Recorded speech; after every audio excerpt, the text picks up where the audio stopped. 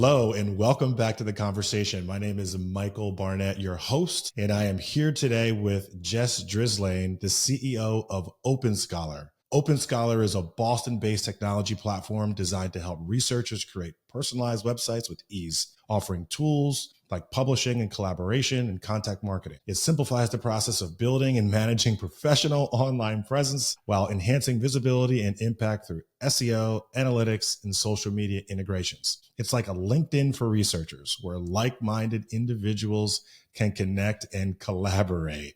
Was that a good commercial, Jess, for what you do? I don't think I could do any better. All right, awesome. So Jess, if you wouldn't mind to introduce yourself, who you are, what you do, why. Okay, so Jess Drislane, I am the CEO of OpenScholar, as Mike just conveyed, and we're Boston-based business, software technology business. It started out as a research project at Harvard University that I lifted out 7 years ago, and the idea being we're going to bring this whole platform beyond Harvard to the rest of the research ecosystem. And so I have since that time grown the business, hired in some fantastic people, worked with some terrific clients, and we've got a lot of exciting stuff on the horizon for this year with the platform, particularly as the world is evolving with AI and things are getting really exciting. So it's a nice time. It's a fun time to be running this business. And that's what I do. I basically work all the time and Well, you're a founder. breathe this business, but I love it. Awesome. Well, thank you very much for being here, Jess. I really appreciate it. Been wanting to make this happen for a while. So to provide some context, we met actually, I think it was right around this time 3 years ago. Was it 3 years ago? Or was it 2 years ago? I think 3 years ago. Was it 2? Yeah. 2 years ago, right around this time. Feels like it's been years, right? It's like dog years. We met in Boston. You were there. We were at a restaurant. You were there probably after work, I think, enjoying some sushi. And I was there with my wife doing the same. And somehow we started to talk, right? I realized we both were in the startup world and we couldn't stop talking. Yeah. And that turned into an amazing relationship. So super happy for your friendship. Yeah. But also really excited today to pick your brain as a tech founder. Okay. I speak to a lot of tech founders about building their businesses, the trials, the tribulations, the struggles of founders and how we're able to make it work. And I'm really interested to hear a little bit about you and how you are doing it. So the first thing that I'm interested in is why OpenScholar and how did it all happen? I know you provided a snippet earlier, but because before OpenScholar, you weren't in the research business, you were in the finance business. So it's right. So how did it all work? Interested. So I was in finance for the first 20 years of my career. You know what it's like? It's like they pay a lot of money and you get promoted and it's hard to get off a track. I liked some aspects of it and I didn't like other aspects of it. And I always had this feeling, this sense in my back of my mind that I was supposed to be doing something else. So if you call something a calling, I don't know that it was necessarily as resounding as a calling, but I always wanted to do something creative, entrepreneurial, where I could run it and grow it and call the shots and pull together a team. And so it didn't really matter so much what it was, but I knew that about me was very independent and I don't like doing the same thing over and over and lots of different things, lots of different interests. So that sort of really was always in the back of my head. And I left the world of finance when I was in my early 40s and took a hiatus and went to art school, which sounds crazy, but I went to the Museum of Fine Arts at Tufts. It does sound crazy, by the way. So you leave finance, go to art school. So I came out of there and I worked in an art startup. It was a software company that made software for art auction houses. And I was their head of strategy. I came in on a consulting basis. And my job was to basically draw a line between the core competency of the technology platform, because I'd been an investor in my previous life in software companies and technology companies. So it was to take the core competencies of that platform and then draw a line between that and opportunities for revenue in the marketplace. And so that was really exciting. And I was like, oh, I love strategy. This is so great. But I also knew that I wanted to run something. So I was actively looking around for different kind of senior leadership roles in startups. And I ended up being connected to this guy at Harvard who incubates a lot of platform technology for the university. And I met him through a mutual friend. And he had a couple different things going on at Harvard, but OpenScholar was just sort of this obvious, hey, this is the de facto content management system at Harvard. The faculty love it. And, there's a real need for this. This is commercializable. So I felt like it was utilizing or leveraging my prior life investor hat as I worked in private equity of finding good ideas. I'm not the person who necessarily comes up with the idea, but I can definitely say like that's a good idea. And so this we looked at sort of the market size, total addressable market, like what competitors were out there in the marketplace, what people were using, and then also like how could this platform evolve, right? So at the time it was research websites for labs and centers and faculty, and then it was also obviously fungible to any research environment because they were using it in different hospitals and medical schools, kind of seeped out of Harvard through Harvard Med School to the hospitals. So any type of a research organization could benefit from it. And then we thought, well, gee, what would be terrific is if all these sites were connected, they're all networked. Well, okay, that's easily enough done. But what if you connected everybody at all the different institutions that use it once we finally roll this out? Well, then it becomes like a LinkedIn for researchers. And that seems pretty cool because the research use case is really specific. So they do things like they care about citations. That's the coin of the realm in academia and in research. And they want to be able to sync with PubMed and Google Scholar and ORCID. They want to be able to showcase their areas of investigation, and they want to recruit people into their labs. They want to be able to see collaboration opportunities with the private sector and with other research organizations. And they just don't have a place to do that. When I would talk with vice provosts of research and chief medical officers, I'd say like, well, how do you know what your PIs or your faculty are researching and working on? And they'd say, we Google them. Okay, well, this is Right. really, this is not efficient, right? It's not a great, so they needed a better, so it wasn't sort of world changing. It was just this platform is by researchers for researchers. And so when a faculty or PI would get an Open Scholar lab site, the response is, where have you been all my life? It intuits my needs as a researcher.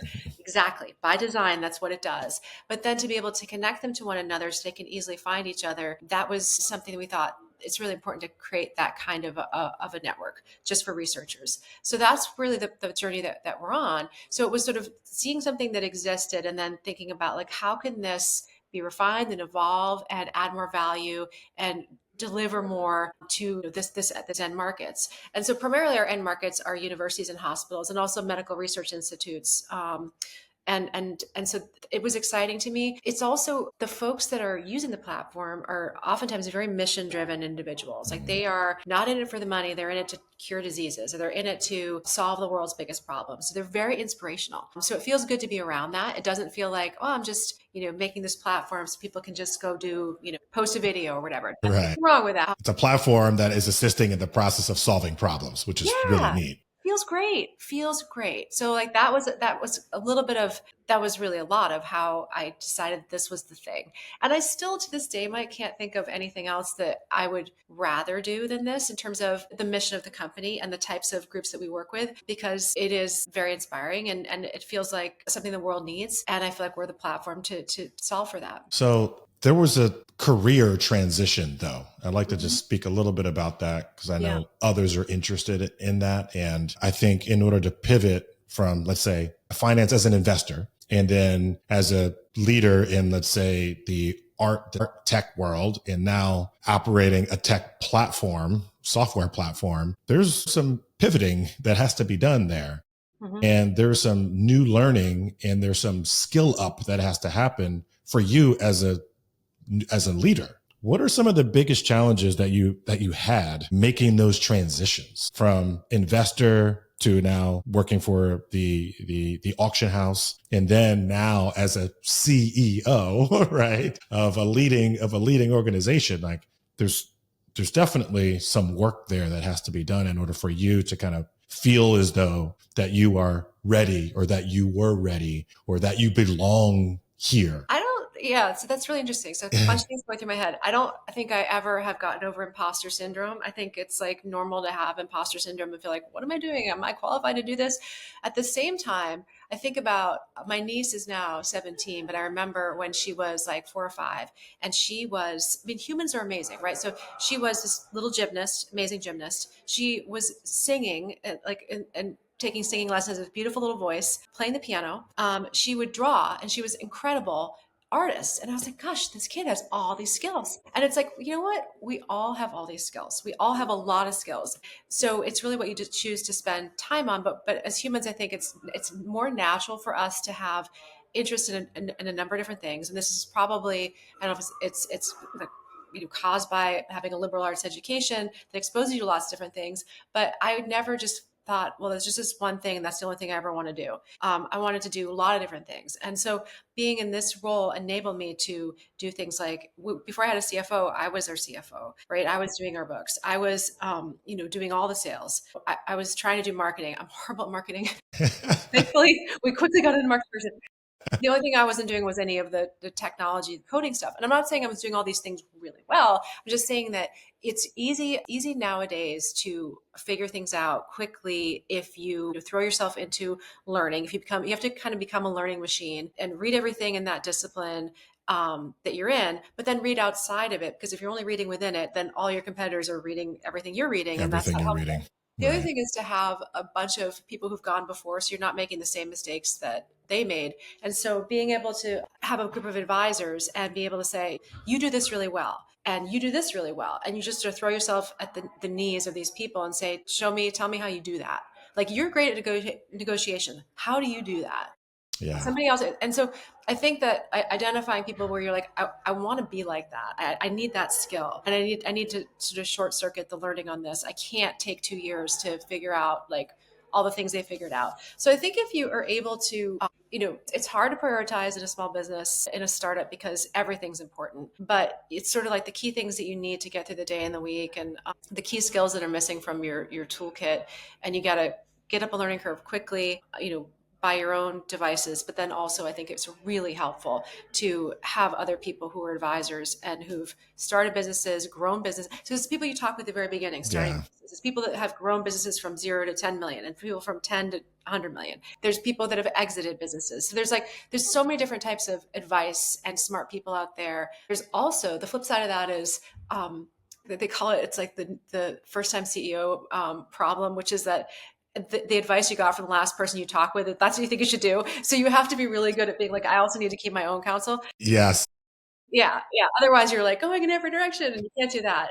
So that was the transition for me. Was in part it was natural because I knew I wanted to run and lead something, and in part it was a set of skills I needed to acquire, and I'm still acquiring. Right, like I have had different people help me with sales. They were like excellent salespeople that I have learned from. There are different people that have helped me with how I interface with investors. There's been a lot of input, and it's just, you're building the ship as you sail it, but it's not like you can just like, do this all on your own and just read about it. And I think it's a good point that there's a common theme that it sounds like here. And the common theme is help. Yeah. And to kind of not have an ego. If you want to be successful in building business, you've got to have an ego, right? But you also need to put your ego aside for the betterment of your mission. Mm-hmm. Because in order for you to, like you said, build successfully, your goal is to learn from others so that you don't make the same common mistakes that many others make, which cost you time, which cost you money. And most businesses, when they launch, they think they have enough money, and they don't, because you never have enough money. Okay. Never have enough money. So putting that ego aside and asking for help and speaking to enough people, I think those are all really important points, because you have to learn what you don't know. And if you've never done it before, there's a lot that you don't know. That's absolutely 100% right. The other thing, though, that you'll find over time, and I'm sure you already know, and which I found, is that like in the end, nobody knows your business the way you know your business. So people can come in and say, when I built a company sort of like your business, this is what we did. And not only is technology changing so rapidly that may not be germane any longer, or relevant, but also they're just tiny nuances. I would talk with people and they'd say, you should try this, you should try that. And you say, yep, we tried it. Did all that. Did all that already. Yeah, exactly. Looking for something new. Exactly. So sometimes you also have to trust yourself too, and your instincts around what's the right thing to do or what's going to work with this particular team or set of clients or in this environment. There isn't just a one size fits all, you pull this from a book or talk to someone who built a business like this and that's the answer. It's part of the answer. That's another wonderful thing that I learned in this process is I say that a lot now. When someone says, is this happening or why are we doing this or why did part of the answer, because there's always 4 or 5 other parts of the answer. There might be one that's like 70% of it, but there's always more than just one sole reason why something is happening or why it's a problem or yeah.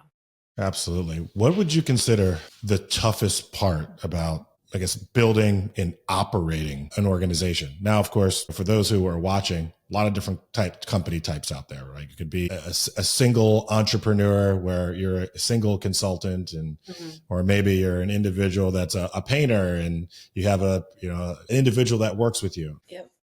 That is not what I'm referring to here. What I'm referring to here is a scalable business. So you've built a scalable business that is serving and that can serve thousands of clients through technology and otherwise. So I think building that type of company is much different than if you were a painter, right? And if you were just kind of going around town seeing who wanted, their doors and windows to be serviced. So it's a whole different ball game here. So what do you think the toughest part about building a scalable business is? I will say that it's probably the first piece of it is persistence, right? Because all along the way, people will say no, people say this won't work. You'll have issues with team members that don't work out, clients that fire you or you need to fire. And there's a lot that happens. And so being persistent, just kind of committing to it and saying, I'm in this for the long haul. There is nothing great that's going to happen in less than 5 to 10 years. Like that's just the reality of it. You have to commit. And when I say commit, you know what I mean. It's like, that's it. Like some people will try and offer you another job. People will try and offer you an off ramp. You're like, I am committed. That's it. Because you You really have to commit because there's those moments where it's dark and you yeah. feel alone and You're in you the feel fetal like, position. There are moments like that. Yeah. Feel like there's no way I'm gonna make it through, but you have to commit. And you have to see beyond that. So one of the best pieces of advice that I got at the outset was tune out the highs and the lows. Don't get so excited about a big win and don't get too despondent about something that feels like it's a huge setback because it's all noise. Just focus on the goal. And so our goal was, we got to get to 10 customers. We got to get to 20 customers. We have to get to cash flow break even. Focus on that. Laser focus on it. And everything else can fall to the bottom of the list. It can happen later, but those things have to happen. There were times when I thought, are we going to go out of business? And it's like, no, we're not. We are not. And I've had people say like, well, this happened early on, you guys aren't going to make it. Most startups fail. People say that to you. You're like, you know what? Not this one. No. And so you honestly, you have to say it, believe it, because people around you, your team, your clients, your investors, if you actually succumb to that negative thinking or defeatism, then that's it. It's game over. As my son would say, you're cooked. Yeah. Yeah. So the other thing I would say is, so scaling something is like, there's so much to think about. Like when I get from this point to that point, then there's going to be this, and you can drive yourself crazy thinking about how it just keeps getting more complex and the stakes keep getting higher in some ways. You have to hire perfectly and all these things. And one of the things that I have had to force myself to do for the sake of sanity and for the sake of sort of longevity in this business is something that my squash coach says to me all the time, which is play present. And what he means by that is don't think about what happened yesterday. Don't think about the match you have tomorrow. Play this point, play this game. That's it. And if you can do that and truly like just focus and tune out the other stuff, it's just healthier. Your mind is clearer and you actually are much more effective at getting that thing done that day, that week. So that's been really helpful for me in not thinking too far down the road. Yes, we have a 5-year plan. Yes, we have a 5-year product plan and growth plan, all these things. But if I get too wrapped around that, then I don't focus and effectively, get through my list of stuff I've got to do today, this week, this month. So playing present is important and just resilience and just knowing that you are going to have to take a day off here and there to reset because there's a lot that happens every day, every week. Sometimes you have to force yourself to do it because you're like, if I'm not here, it's not.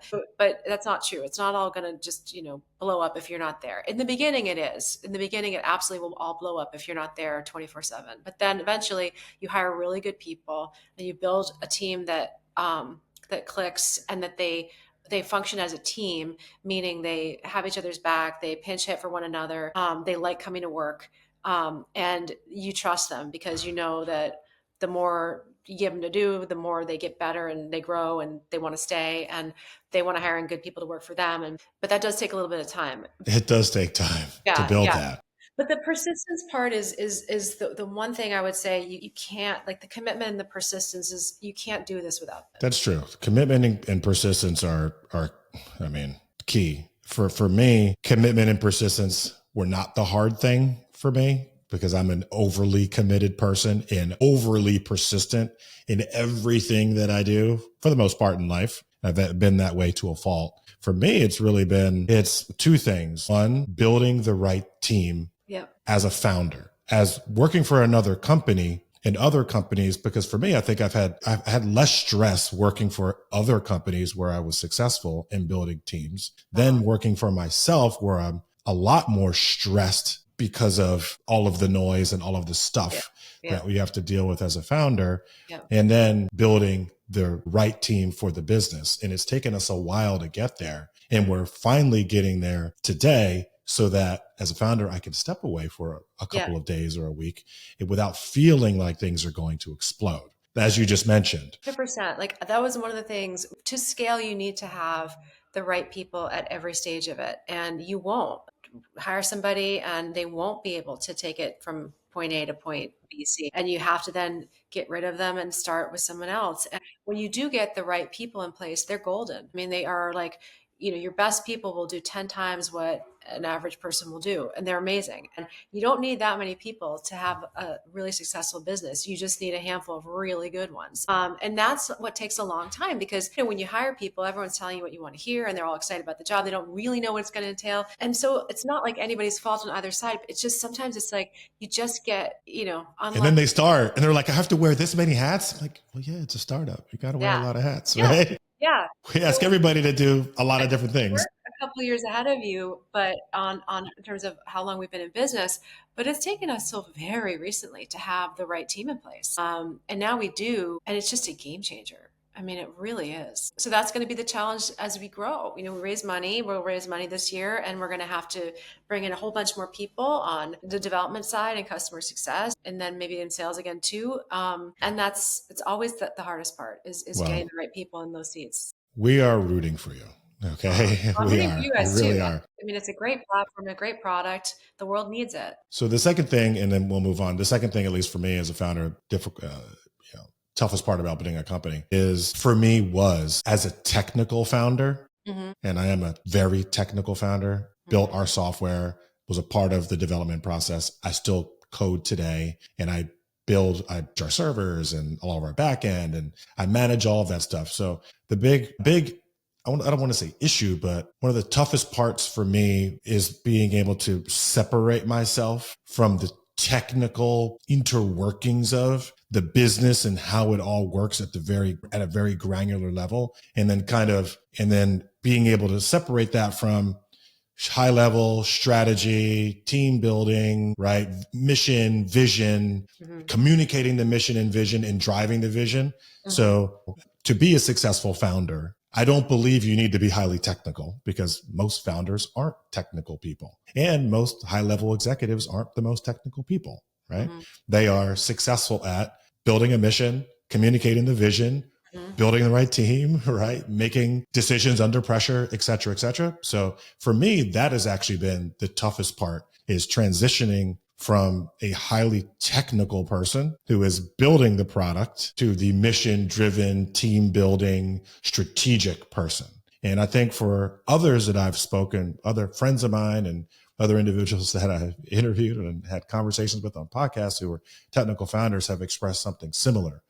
And then there's other individuals who are less technical, who've kind of have those attributes, either because it's innate or it's learned or it's studied. Right. And it's a little bit of a easier transition. So that's been probably the toughest part for me is Yeah, that yeah, transition. yeah.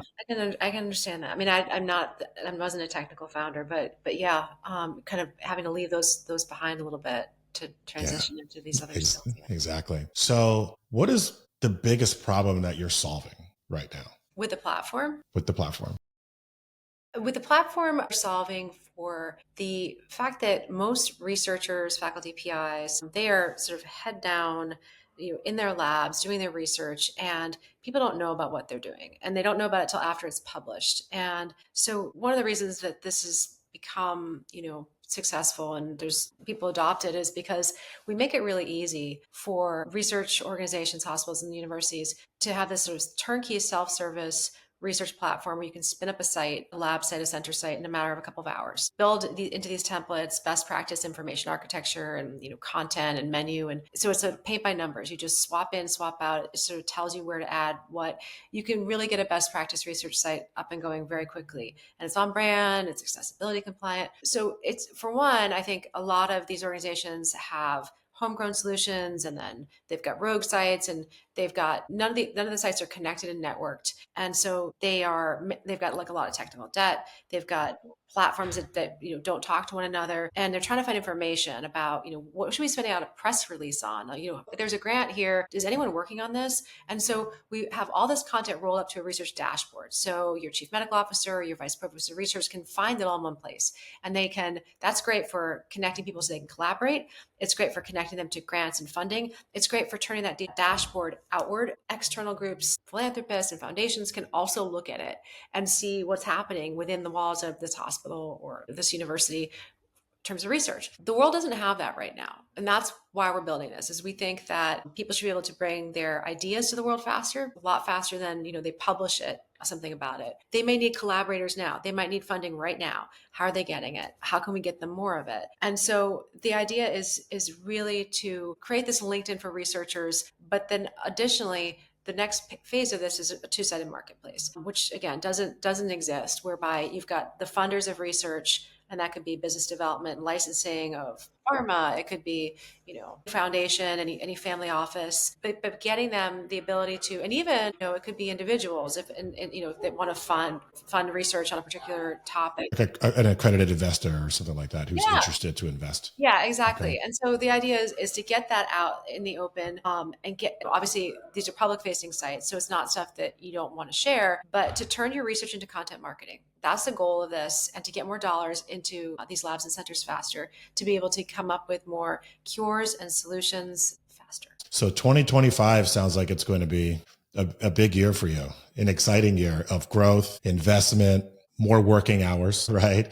Right. So what are the kind of the biggest things that you're focused on? So the biggest things we're focused on for the company is going out and raising some capital, because we have a lot of things we want to do with the platform. AI is evolving rapidly. We're using AI now in our search to refine our search. Search is going to be completely different. I mean, I don't think like Google's not going to be Google. You're going to be like just asking questions. And there'll be barriers between private data repositories for things like grants.gov.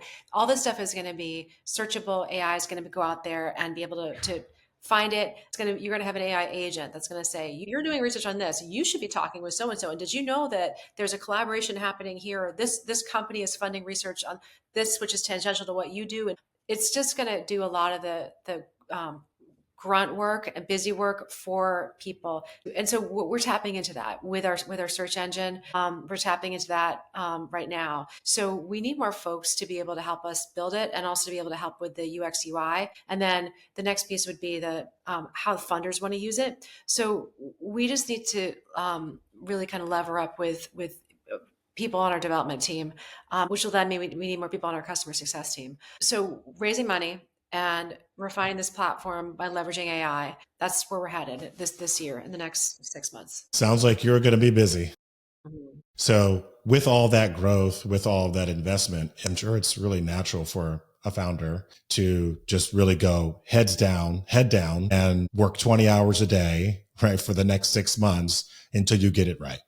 What are some of the things that you will do to kind of keep yourself mentally engaged, fresh, and prevent yourself from burning out while you're Yeah. accomplishing your goals. Yeah, burnout's real. I mean, we all talk about it, but it is real, and it kind of creeps up on you. So I have a really good support network. I have wonderful family, and I have just awesome friends, you guys being two of them.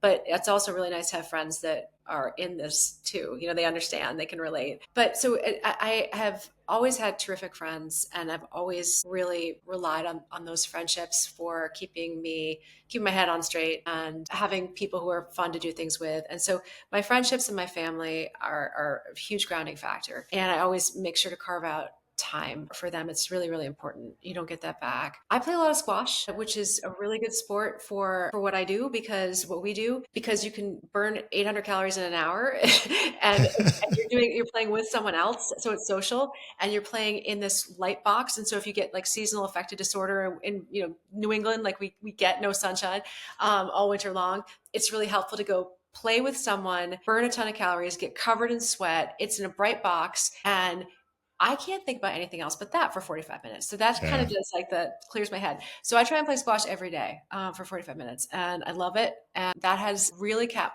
me sane through the toughest times in this business. Well, you're better than I am, and I know you've been really consistent with that for a long time, Well, I am and addicted to it. that's definitely something that I'm sure I and other founders can learn from, which is do something that burns calories Yeah. at least once a day Get or covered five in times a sweat. week. Get covered in sweat. So you If you can't. can. I learned that it takes the same amount of time to recover from burnout, Yeah. right, as it took you to burnout. Mm-hmm. So I prevent burnout by taking breaks, Yeah. by taking days off, Mm-hmm. mini vacations, Mm-hmm. sleep, Mm-hmm. mental rest. Mm-hmm.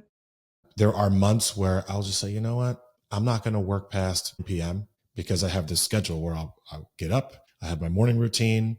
I will be in the office at 9. I'll work until 6:30, stop for an hour and a half or 2 hours. And then I end up going back to work at, let's say, 10 PM, and I'll work until sometimes 2 AM. Oh my goodness. Right. In some scenarios, smaller team, Yeah. again, technical founder, I'm developing, the development team is in another country, so have to be up late. So those types of things. Yeah. So, but there's moments where I feel that burnout coming, or I feel that I'm been tired, I'm dragging. So I'll say, you know what, for the next week or next 2 weeks, it's over. Cold turkey. I'm going to stop work at 8 PM. I won't work past 8 for the next 2 weeks. That's it. Done. And then that allows me to rebound. And then I can get back to it. What I need to add into the mix is I need to get back to the athletics, because I was, for those that know me well, I know that I was in martial arts and jujitsu and Krav Maga for years. Great. Until I got injured, but I injured my hip, and then I broke my finger, and yada, yada, yada. So then, and then COVID happened, and then I just gave myself all these excuses to not get back to it.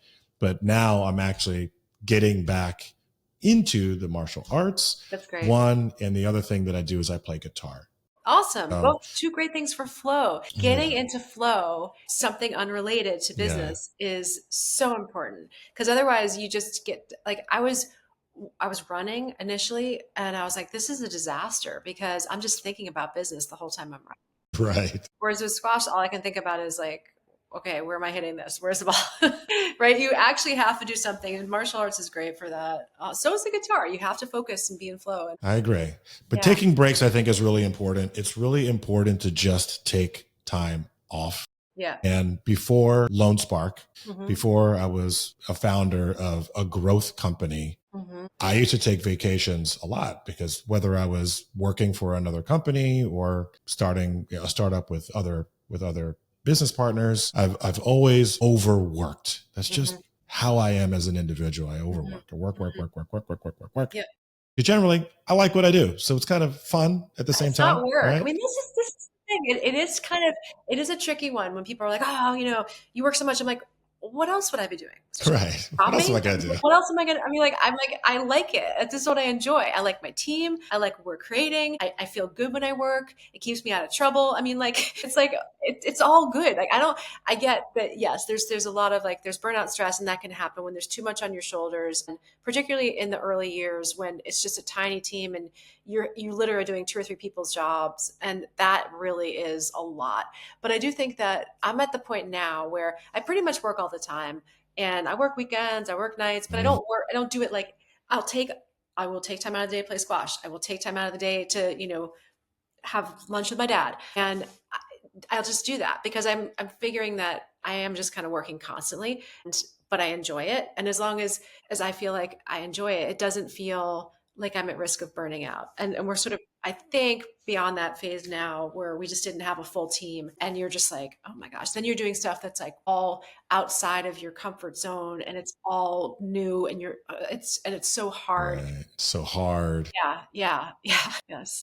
So I think taking breaks for me, that's kind of been the key to maintaining a clear head, knowing your body Yeah. and knowing what it feels like when things aren't feeling good, Right. and then taking action. Mm-hmm. I think that's really important for any founder or, high level performer. Mm-hmm. You have to know when your body and listen to your body is something that I've learned to do as a older, more mature person. Mm-hmm. Than I was when I was younger. I'll tell you a story later. When I worked so hard, I had to actually get surgery because I overworked and hurt myself.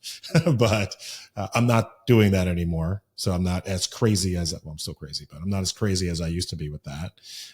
But I listen to my body and know when it's time to just slow down, take a break, take a day off or take a few hours off, or just take the next 3 or 4 weeks and do things differently. Yeah. So you can get back into the race and kind of run at a higher speed. So Jess, this has been awesome. Thank you for coming on the podcast today. Thanks for having me. It's always fun to talk with you, and it's always fun to talk about startups. And it's a special club that we're in where we're all crazy for doing this. But I mean, what do you want to go work for somebody else?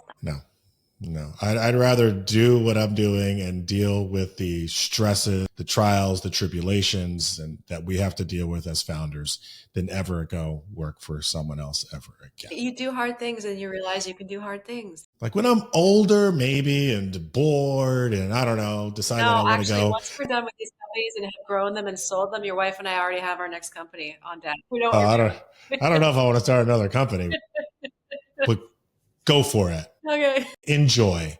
All right, Jessica. Jess. Great to talk with you, Michael. All right, great to talk with you as well.